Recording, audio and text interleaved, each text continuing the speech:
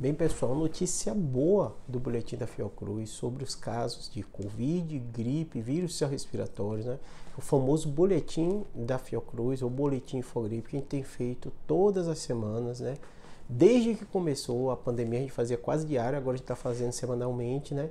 E dessa vez, cada vez mais resultados bons. Então, muito parecido com o que eu fiz, o resumo na semana passada, a gente faz o resumo nessa semana, que qual o cenário que a gente tem visto, né? Queda de vírus respiratório, queda de gripe, queda de Covid. Covid, realmente, a relevância é muito pequena, né? Então, é um problema que a gente está tranquilo, apesar da necessidade de continuar se vacinando, que eu vou falar mais na frente a importância de possível onda que a gente vai ver daqui a 2 meses mais ou menos, mas eu explico depois com detalhe, né? Gripe, vírus respiratório, um cenário excelente, um cenário muito bom, né? Por quê? Porque a gente vê uma queda, né? Quando eu falo de queda, a gente vai analisar as internações e as mortes. Nos dois, o cenário brasileiro é de queda, né? Toda vez que eu falo isso, cenário brasileiro, o Brasil é um país continental, a gente sabe que loco regionalmente ele não é tão homogêneo. Então, algumas situações a gente acaba tendo um pouco diferente. Quais são? 3 locais eu vou destacar para você e cada um vou explicando o motivo, né?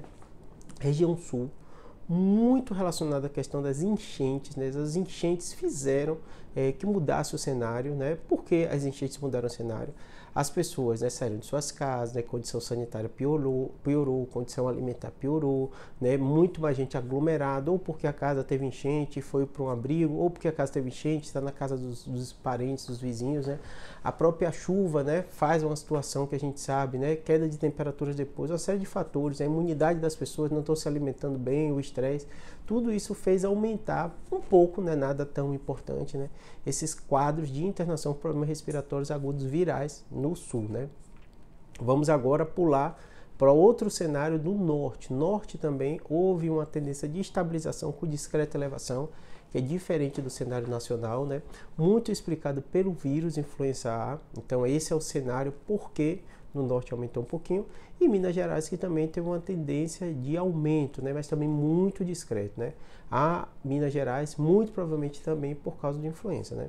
Vírus respiratório continua sendo o que mais destaca, sim, com tendência de queda, cenário nacional, influenza também. 3 destaques: região norte, região sul e Minas Gerais foram os 3 que destoaram um pouquinho, mas pouca coisa, nada tão relevante, tá bom? Cada um com sua explicação diferente. Espero que tenha ajudado. Qualquer dúvida e comentário, deixa aqui. Eu vou continuar fazendo esse boletim semanal, tá bom?